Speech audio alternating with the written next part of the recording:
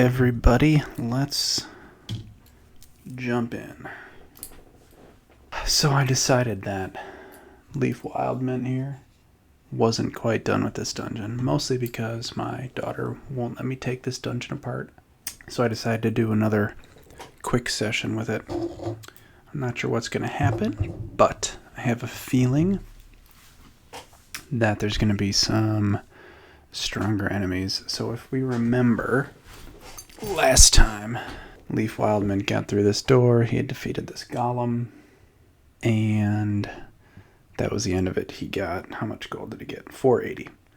Alright, so he has since gone back to town, and he's only got a total of 590 gold, so he's not super wealthy at this point. But I think he's in the mood for some more gold. Unfortunately, after the last interaction, our wizard here, the magistrate, had stumbled upon this golem who was defeated, and he has since put an extra spell lock on the door, so Leef is not going to be able to go in that way anymore. And I think Leef knows that, mostly because, let's say, there is now a guard at the door. This is a guy from Hero Quest, actually. Alright, so Leef knows he's not going to be able to go that way. He's since retreated back to his camp right here. So he definitely wants to get into this room. It's where he wasn't able to get to last time. So I think what we're going to do is sneak around the dungeon walls, see if we can't sneak into the dungeon itself, and see what the heck is in this room here.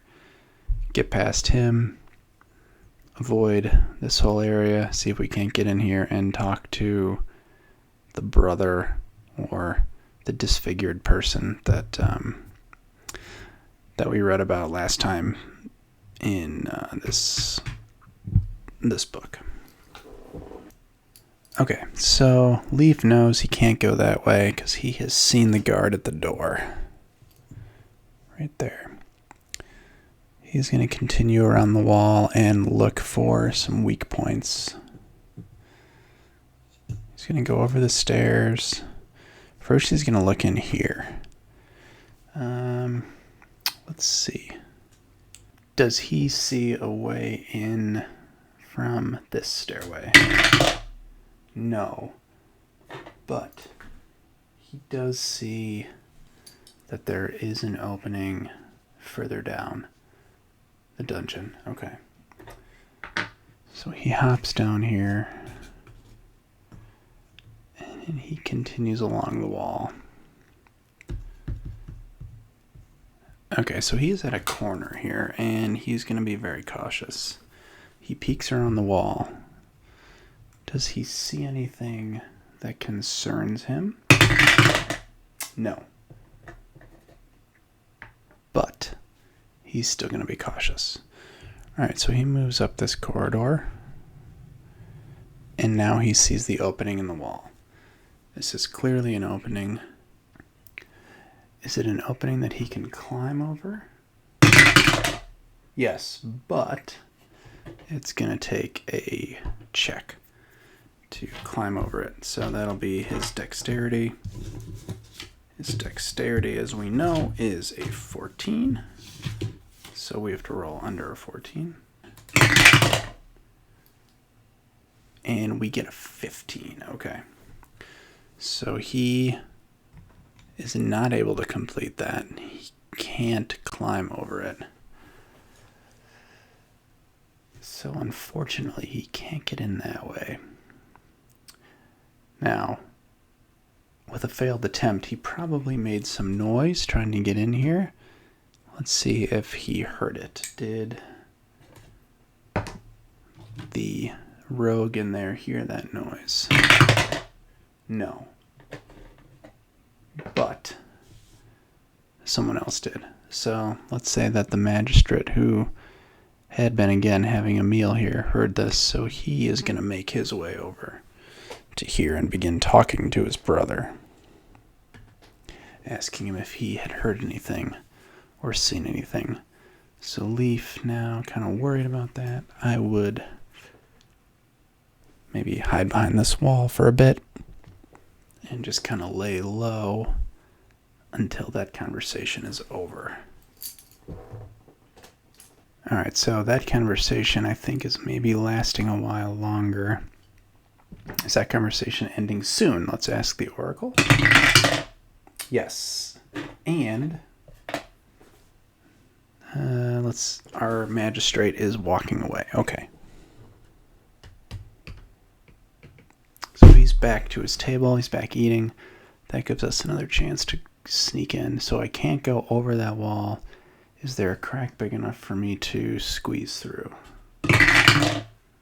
Yes. And I'm able to do it without a peep. Okay, good. So I'm going to pop in. So now Leaf is inside. Alright, Leaf is inside. He got in successfully and quietly. And so he is hiding against the wall. The rogue over there, or the brother, the deformed previous circus player, doesn't see him. Leaf kind of takes it all in. What does he see? He sees the weapon rack. He sees the fireplace. He sees him.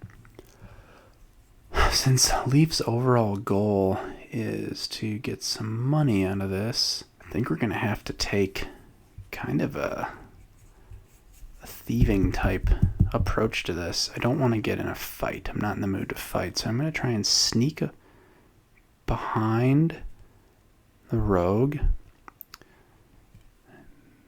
Maybe sneak up, go behind the fireplace, and try and steal some of those weapons, see if I can grab one or two to sell. 10. Okay. Good. So he's able to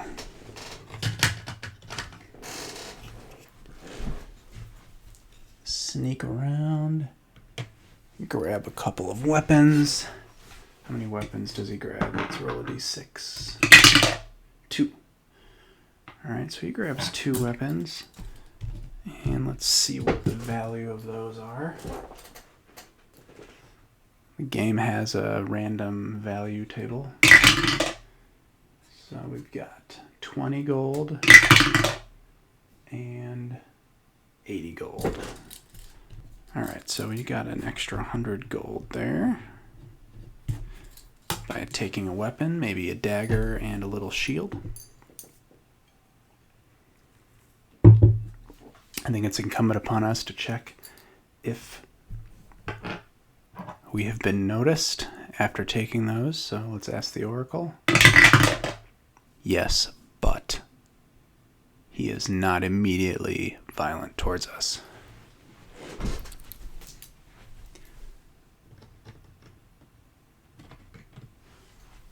Alright, so he sees us.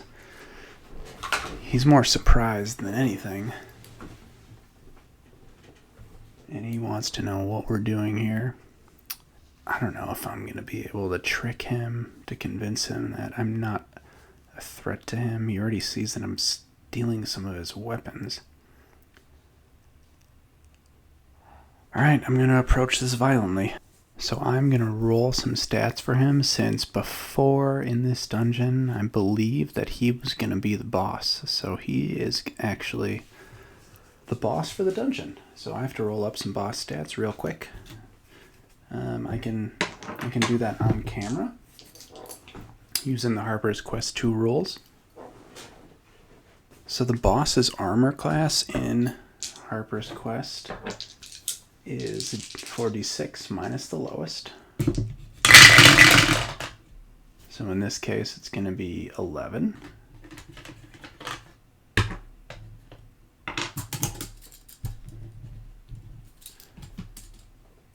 Their health is 4d6. So 9, 12. I'm sorry, 11. And their damage is 1d10, and the 1d10 is rolled every single time. So it's not a static damage amount. Alright, so we have our boss stats, and since we decided to attack, we get first go. I'm definitely close to him, so ranged attack's not going to be an option, so I'm just going to move in for the melee attack. I have to roll above an 11. And with strength, I get a +1 to my rolls, so we'll see what we get. Okay, a 3. Certainly not a hit.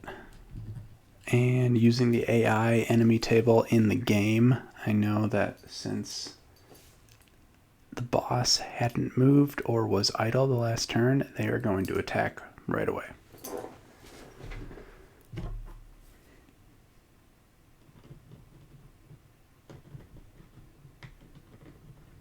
There we go. Pushed him over there. Alright. So he's attacking. Let's see. What do I want to do? I can dodge, distract, counter. So I'm feeling a little lucky here. So I'm going to try and counter. And countering is done by rolling 2d20.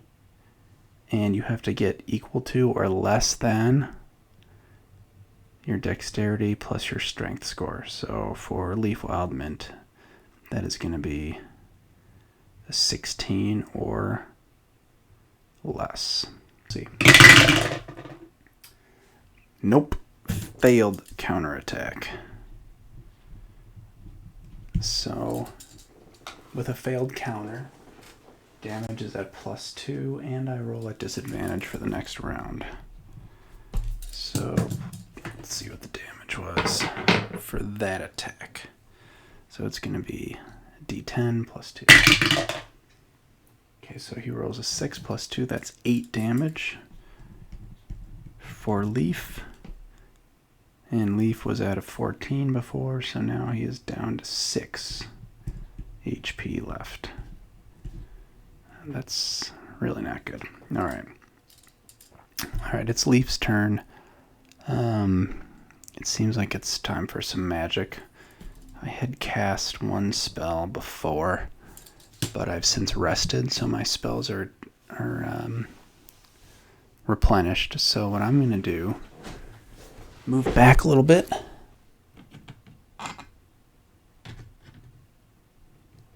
And then cast my Crystal Wall spell.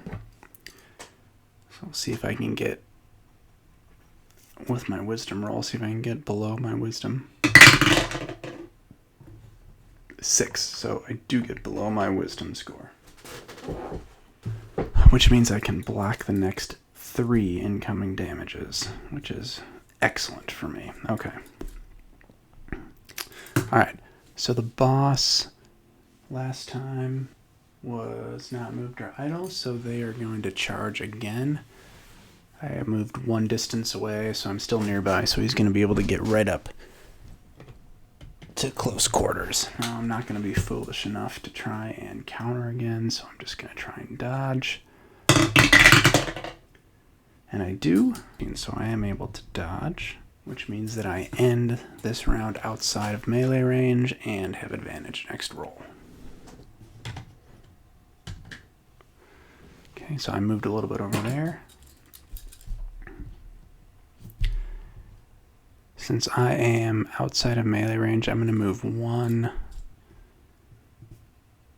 I don't want to move necessarily back this far because I don't want to wake him up.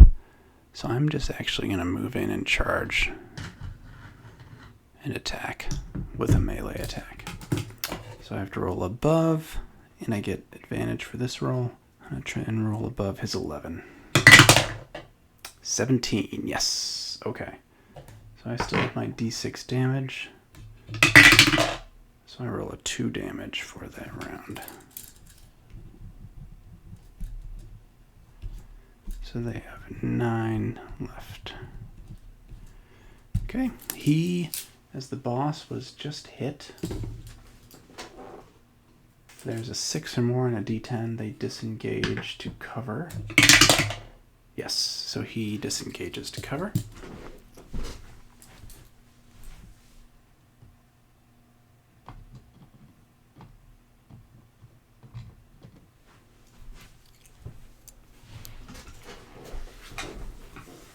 And I am going to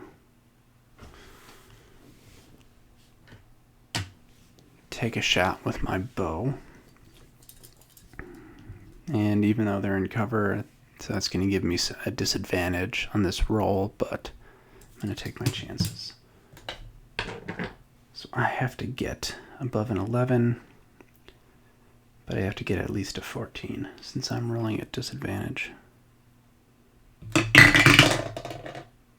15. Perfect. So I am able to hit. That was a lucky roll. Let's see what the damage is here. 3. So they have 6 left.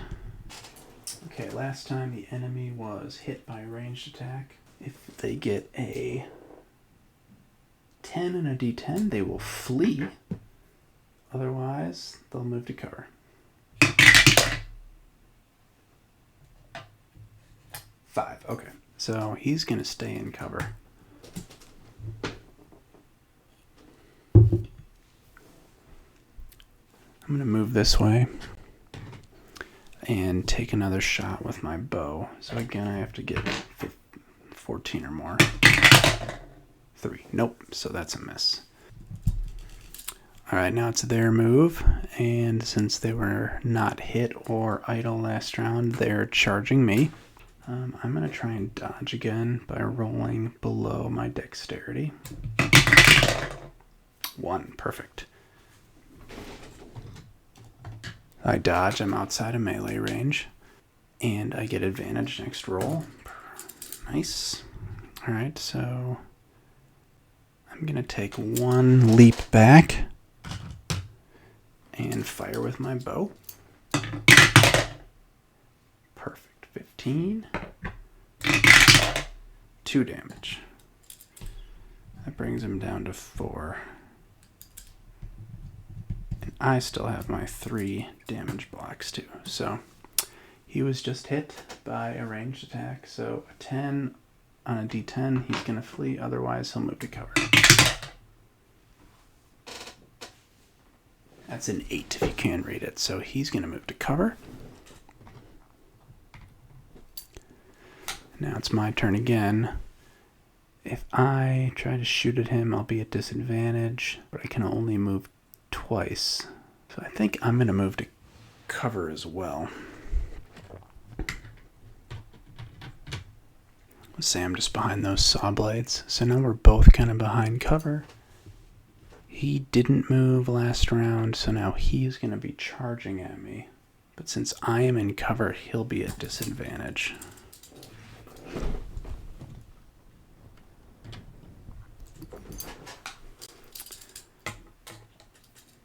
Which, with him at disadvantage, gives my defensive rolls advantage.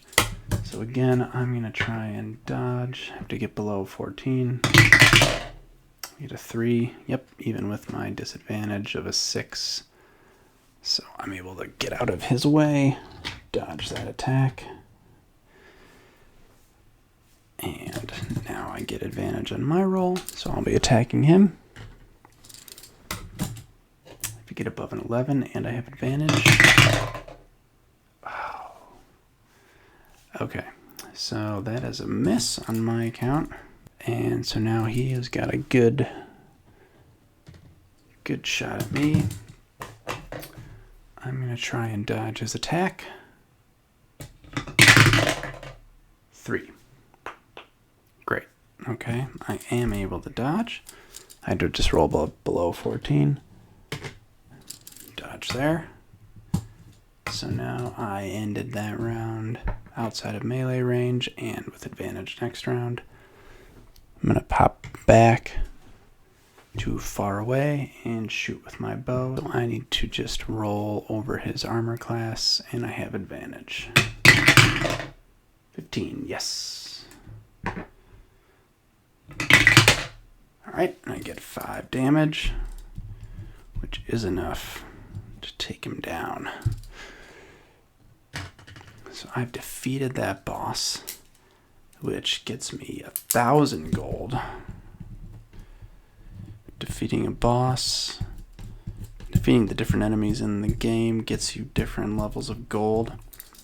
And so I was able to get 1,000 from defeating the boss, plus my weapons. And I think that's going to be enough for Leef in this dungeon. He successfully snuck back in, stole some weapons, and defeated the boss. Now I just gotta sneak my way out. So I'm gonna go out of this door, hop out. Am I able to do that with anyone hearing me? Let me rephrase that question. Was I able to do that and nobody heard me? No. And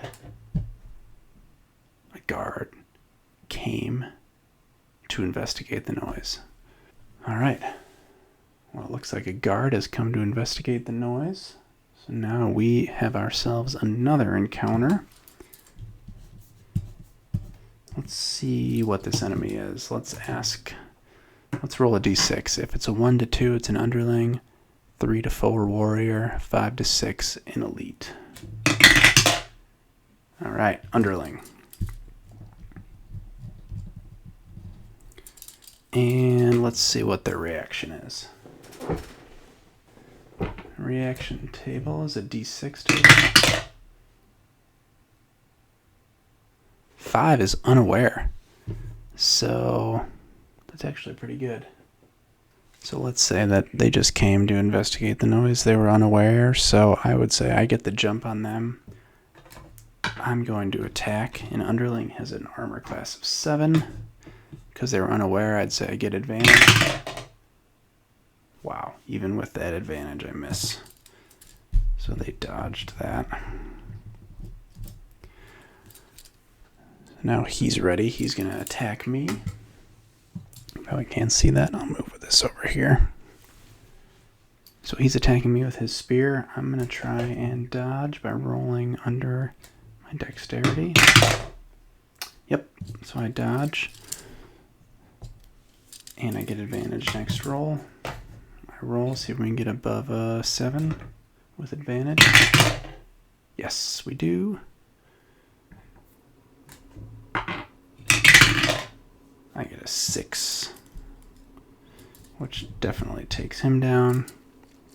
So I'm able to defeat that underling on my way out. Underlings get you 100 gold. So that's another 100. So I've cleared 1,200 gold out of this little dungeon. Plus my 590 from before is 1,790, so I can definitely buy some items and upgrades. Alright, Leef has escaped this dungeon yet again, defeated the boss, and then fought his way out. That's a wrap for our next session. Hopefully next time.